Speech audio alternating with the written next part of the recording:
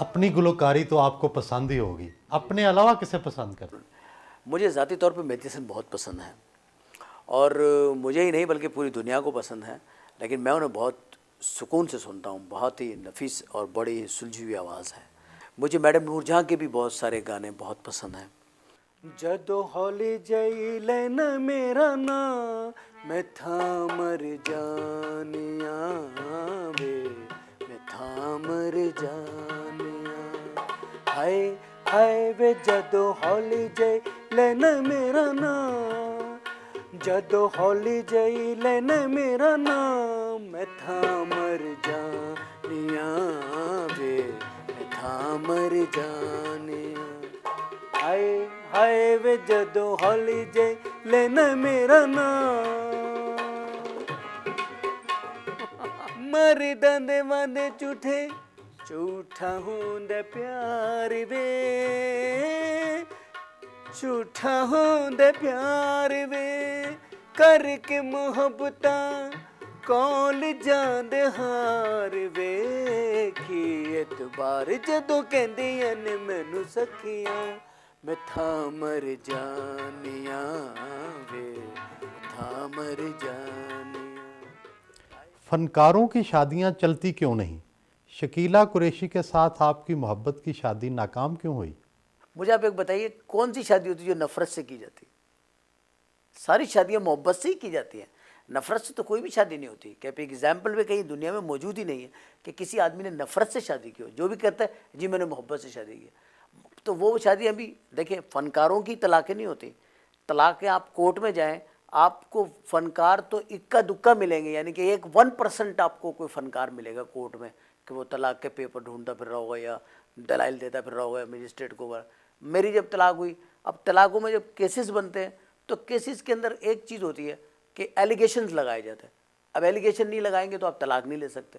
अब मेरे पे भी एक एलिगेशन लगा दी, भाई आप अपनी बीवी को खर्चा नहीं देते। मुझे उन्होंने कहा जज साहब ने, मैं जज साहब एक बात बताएं, मैं कैसे प्रूफ करूंगा जी? वो कहते जी आप कोई रसीद लेकर आए जो आप बीवी को खर्चा देते। अरे मैंने कहा भाई रसीद के, मैं कहा जी आप शादीशुदा हैं? उन्होंने कहा हाँ जी मैं शादीशुदा हूँ। तो मैंने कहा जी आपके पास पिछले महीने की रसीद है, आपकी वाइफ ने दी है आपको खर्चे की रसीद? कौन देता रसीद है? तो जब ये इस किस्म के एलिगेशन लग करके तो तलाक़ें हो जाती हैं, तो ये इस बात का नतीजा होती है कि कंप्रोमाइज़ नहीं किया दोनों में से किसी ने भी। कंप्रोमाइज़ करना चाहिए। शादी, बेहतरीन शादी वो कामयाब होती है जब आप एक दूसरे को, पार्टनर्स जो होते हैं लाइफ के, शरीक हयात, वो एक दूसरे को है ना मार्जिन देते हैं, एक दूसरे को एडजस्ट करते हैं। अक्सर अदाकार दिल फेंक होते हैं। आप आज तक ऑन द रिकॉर्ड और ऑफ द रिकॉर्ड कितने इश्क कर चुके हैं? आप मतलब क्या चाह रहे हैं, हमारे घर में झगड़ा हो जाए? आप क्या चाहते हैं? मतलब कौन आदमी ऐसा होगा जो कि टेलीविज़न के किसी प्रोग्राम में बैठ कर के वो ये कहेगा कि जी मैंने इतने इश्क किए हैं, ऑन द रिकॉर्ड और ऑफ द रिकॉर्ड मैंने इतने इश्क किए। हमारी क्योंकि ज़्यादातर जो टाइम है, हमारी जो टाइमिंग है वो फीमेल आर्टिस्टों के साथ गुजरती है।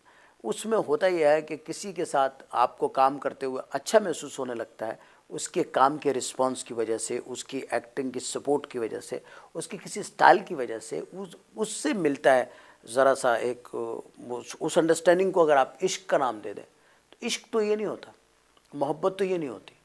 इश्क के लिए एक माहौल चाहिए होता है, बड़ा एटमॉस्फेयर होता है, उसके अंदर दोनों बैठे हों, कोई मतलब बात हो, कोई मसला हो, तो वो इश्क होता है। अब ये इश्क, इसको तो मैं इश्क नहीं कहता कि आप कॉलेज के बाहर खड़े हुए हैं, आप लड़की को छोड़ने जा रहे हैं घर तक, घर से फिर कॉलेज तक छोड़ने आ रहे हैं, ये तो चौकीदारी हो गई, ये तो इश्क नहीं है।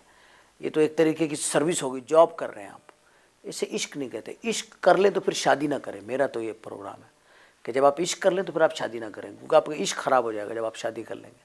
क्योंकि वो महबूबा अगर आपने रखनी है तो महबूबा रखें, वो जैसी बीवी बनेगी फिर वही जली कटी बातें करने शुरू कर देगी। इश्क करने के बाद शादी ना करना फ्लर्ट ही कहलाता है। नहीं नहीं, ये बात नहीं है। आपका क्या मतलब है कि शीरी फराज जो फ्लर्ट थे, रांझा फ्लर्ट करता था? नहीं, उनको तो माशरे ने इजाज़त नहीं दी ना। आपका ये माशरा कि आपके पीछे इजाज़तनामा लेके फिरता है? कोई आपको इजाज़त देता है? कोई ऐसी कोर्ट है, कोई ऐसा दफ्तर है जहां आप मुझे भेज दें, मैं कल जा करके 5 इश्क की इजाज़त ले आता हूँ? शादी के बाद इश्क ख़त्म हो जाता है। मैंने तो ये शादी वाला इश्क करके देखा है कि शादी के बाद इश्क ख़त्म हो जाता है। बेटे के हमरा शॉपिंग के लिए आए।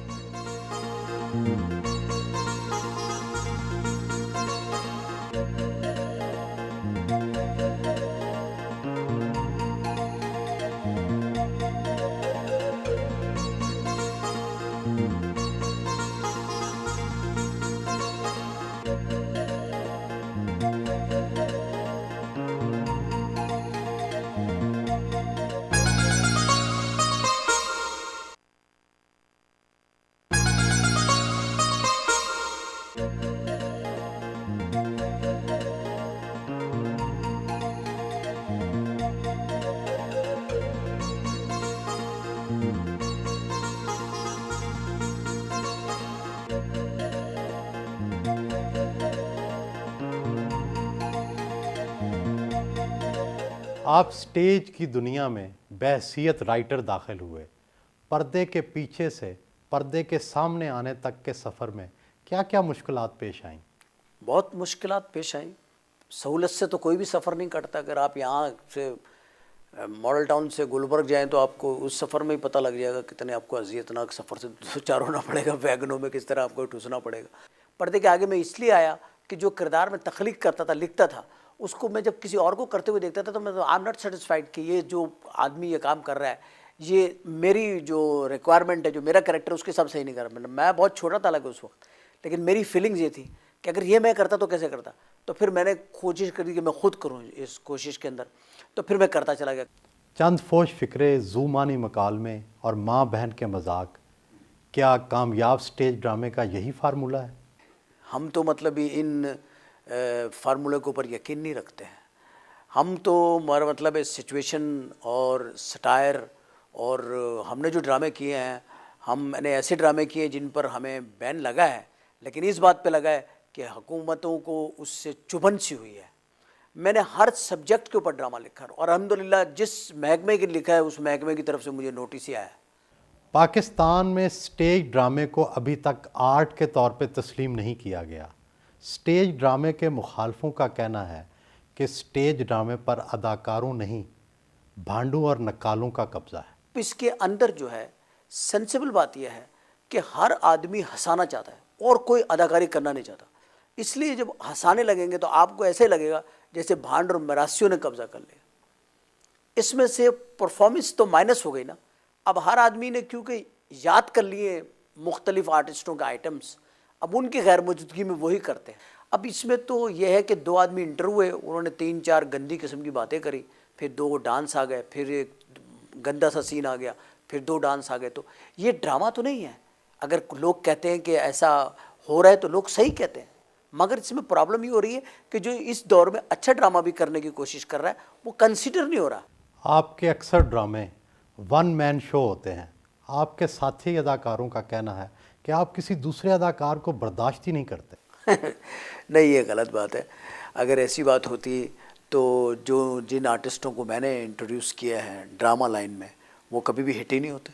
मैं ज़्यादा लोड ले करके काम करता हूँ। तो मैं जहाँ देखता हूँ कि ड्रामे में कमज़ोरी आ रही है उस पोर्शन को संभालने की हम कोशिश करते हैं। ये इजारादारी का काम ही नहीं है। ये काम तो काम, इसके अंदर आप इजारादारी नहीं कर सकते या किसी का गला नहीं घोट सकते। ये बात किस हद तक दुरुस्त है कि आप कॉमेडी में मुनव्वर ज़रीफ़ की नक्काली करते हैं? एक होती है इंस्पिरेशन, एक होती है नक्काली। इसमें लॉट ऑफ डिफरेंस बिटवीन नक्काली एंड इंस्पिरेशन। इंस्पिरेशन लेनी जो है वो दुनिया में हर आदमी ने कहीं ना कहीं से इंस्पायर होता है। इंस्पिरेशन का मतलब होता है किसी को भी, मैं समझता हूँ जिसको किसी को आदमी अप्रिशिएट करता है उससे इंस्पायर होता है वो।